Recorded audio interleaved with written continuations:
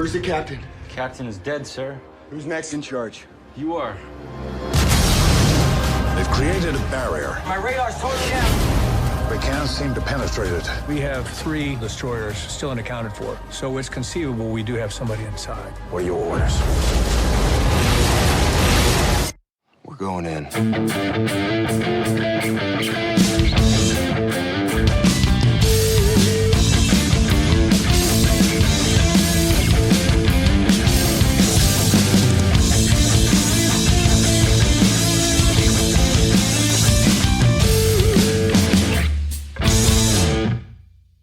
What do we watch through the week? Right. I can probably get there on my own. I can't get there on my own. Give me a clue. It was a series. It was a series. Creep, of course. The Creep tapes. Creep tapes. So which I sort of didn't know existed, but it makes sense. We've talked before about the film Creep, haven't we? Yes. My Name is Peach Fuzz. Yes. And Creep 2, but there's 2 seasons. 2 whole seasons. So we watched the first one, and it's like a sort of, it's a one and done. It's the stories within the episode. And I was thinking, I can't watch this for another 2 seasons.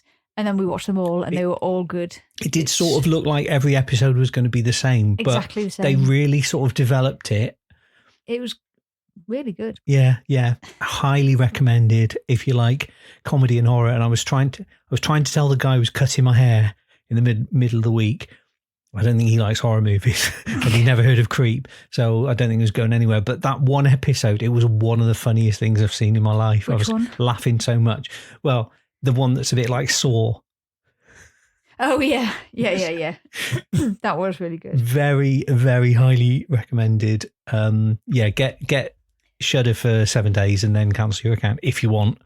But yeah, definitely watch those and definitely watch that, whatever episode that is. Yeah, I don't know. I think it's called Dave or Alan. They're all named after people's names. Yeah. Because they're his tapes. But they're really good. So we're going to watch a lot of that stuff for a month and then cancel it. Unless Shudder want to sponsor us. Battleships, the game. The game. Right. So in my family growing up, we always used to play it a certain way, which I thought was the way everyone played it. Apparently not.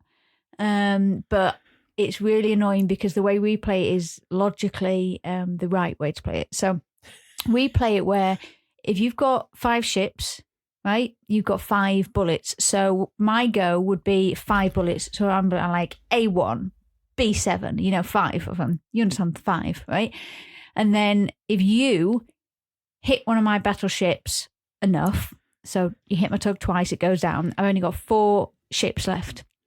And so my next go after that would be 4 bullets, right? And so on. So if you're down to 1 ship and I've got 5 ships, my go is 5 shots at you because I've got 5 ships. Your go is 1 shot at me because you've got 1 ship, right? But you're telling me that the real way to play it is I have 1 shot and then you have 1 shot and then I have 1 shot and so on, which makes no logical sense, does it? Because why would my other 4 ships be watching as I shoot 1 and then just sitting there like they've got nothing to do? I agree that's not logical, but we also agree that games like this are an abstraction because one of your ships is a tug, isn't it? It's a tug, but it could have a boat. It could have a gun on. Traditionally, a tug would not be armed. Traditionally, a tug wouldn't go into the war of 10 ships. And also, one of them's an aircraft carrier, so you're telling me you're only going to get 1 shot. Down. I've looked it up on Wikipedia. After the ships have been positioned, the game proceeds in a series of rounds. In each round, each player takes a turn to announce a target square, singular, in the opponent's grid, which is to be shot at. But that's stupid. Okay, so my argument is that's stupid. There isn't much of an argument here other than I'm saying that's stupid. But that's stupid, isn't it? Shall we get back to this magazine that we started looking at ages ago? Hit me. Okay, so this might be a bonus episode because last bonus episode we covered Metal Hammer from 2014. Did you read the music papers from the back and to the front? Did you find out where to see your favorite band? Do you remember that? Yep. May 2014. So I bought that. Yeah. So the main feature in this magazine is we don't have to talk about modern music still because they're doing a tribute to the year 1984. Nice. 1984 was a legendary year. The US Summer Olympics, the birth of the Mac, and for heavy metal, world domination. Steel Panther say it was down to the power of love. And there's a beautiful photo feature with the lads from Steel Panther redoing the Back to the Future poster with a DeLorean. So I've got some quotes for you. Yep. So this is a quote from Satchel. A lot of people don't realise this, but 1984 was the year of the rat in the Chinese calendar, and I think that gave the band Rat even stronger powers. Because of that, they had sex with more girls than any other band that particular year. They weren't very good-looking girls, but they still had sex with them, and that still counts. In heavy metal, it's all about quality, not quantity. It's about quality, not quantity. No, it's not about quality. It's about quantity. That didn't sound right. I fucked up. It's fine. For me, what I love about that era was the fun aspect of it, the party vibe, adds Michael Starr. I never envisioned myself behind a desk in a cubicle. I envisioned myself as at a party with some chicks. That's how I saw my life. I mean, to be fair, I can't imagine any of those guys holding down an office job. I don't think they're cut out for that whole scene. No, it won't work. It's always 1984, dude, shrieks Michael. When I first heard the title 1984, I thought maybe they were about to pay tribute to George Orwell's book, but nobody reads in that band, dude. Come on. I guess the album was probably named after the number of vaginas Dave Lee Roth had on his face the year before. He was getting more pussy than anybody at that point. They may even got more pussy than Rat, and that's a big deal. Smoke and drink and screw. That's what I was born to do. Hey, hey, hey. Fuck all night and party all day. Hey, hey, hey. Fuck all night and party all day. So they're covering various different aspects of the year 1984. Yep. And they're speaking to Mick Mars, who at the time was still in Motley Crue. So he's talking about the Crue in 87. Most of those stories come from the infamous Ozzy Osbourne tour that year. If they're true, how did you even surprise that tour?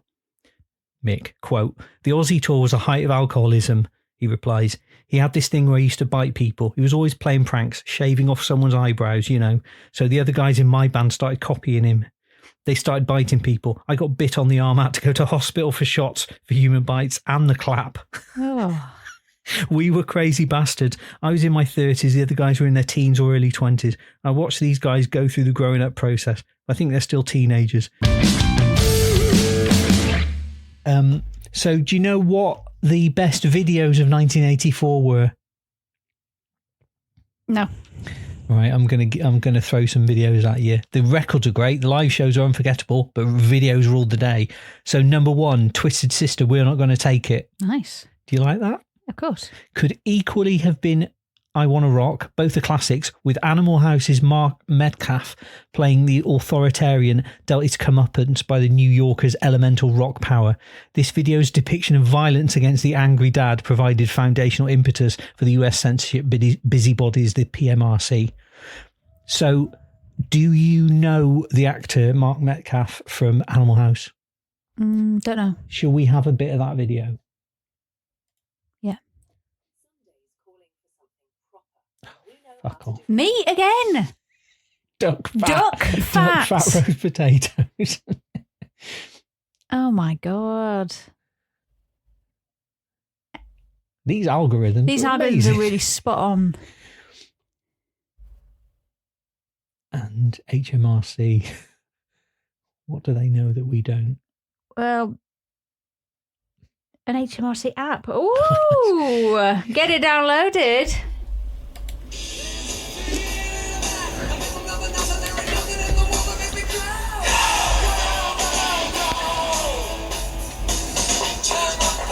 All right, mister. What do you think you're... Him. Yeah. You call this a room? Recognise him? This is a pigsty. Maybe. I want you to straighten up this area now. You are a disgusting slob. Are you listening to me? What do you want to do with your life? I want to rot. Probably dead. Right. So you know that guy. Do I? Yeah. Oh no, is it something really obvious? You've seen him in something, but he probably looked a little different. Nothing to do with the X-Files? Oh, do you know what? I don't know, but I wouldn't surprise me if he was in... No, that horrible guy, that one who just relentless, the one with the alien DNA, that is just relentlessly coming after them. Yes. It's not him, but it looks like him. I feel like I should know his name, but related, right? Okay. He is related to what I'm thinking. Okay. Tell me. So Dee Snider's just rocking the house up. I'm going to show you a picture of him. Really? That Mark Metcalf. He's him. From He always... Twisted Sister is the master from Buffy. He So always- that's him. He looks well weedier than him. But listen to the voice. You can hear it in the voice. Up this area now. You are a disgusting slob. Are you listening to me? What do you want to do with your life? There's an interview with Zakk Wylde, who obviously we've had lots of articles about during the 80s, but this is Zakk Wylde as an older man. Yep. So the article starts. The last time Zakk Wylde looked at a photo of himself as a 21-year-old, he pissed himself laughing. In fact, every time he looks at a photo of himself as a 21-year-old, he pisses himself laughing. Back then, in 1988, he was still a kid. The year before, he'd just been plain old Jeffrey Philip Wheatland, raised in the blue-collar town of Jackson, New Jersey, where he worshipped at the altars of Jimmy Page, Jimi Hendrix and Randy Rhoads. All that changed where he was plucked from obscurity to play guitar in Ozzy Osbourne's band, replaced Jakey Lee, who himself had replaced the godlike Randy Rhoads. He was hardly a greenhorn, but his experience stretched no further than such dead-end local bands as Zyrus and Stonehenge. Joining Ozzy's band turned him from a boy into a man, but first a couple of things needed sorting. Firstly, the name. Rock stars aren't called Jeffrey. Ozzy and his wife Sharon decreed that their newest recruit would henceforth be called Zakk Wylde.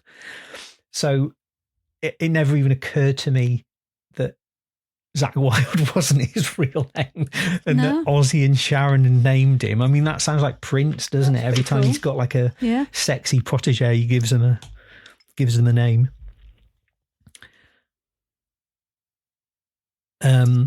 Zakk outs himself as an unlikely feminist of sorts. Quote, these in Black Label Society, the whole Black Label mindset is about strength, about being who you really are, about rolling up your sleeves, hiking up your skirt and letting your vagina hang down. End quote. I'm not going to let my vagina hang down. Pardon? He continued, quote, brother, the vagina is tough. They've said US actress because they thought we wouldn't know, but Betty White said it best. Why does everyone say grow a set of balls? Balls aren't tough. You hit a guy in the balls, he falls down. The vagina, it can take a beating like nobody's business. Between kids coming out of it and everything else going into it, it should be rephrased. If you want to be tough, grow a vagina. So there you go. There's a bit of feminism for you. Nice.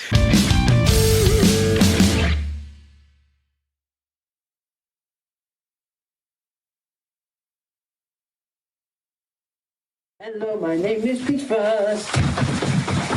I might look like I eat you up, but I'm as friendly as a rabbit, and I'd make a very good friend.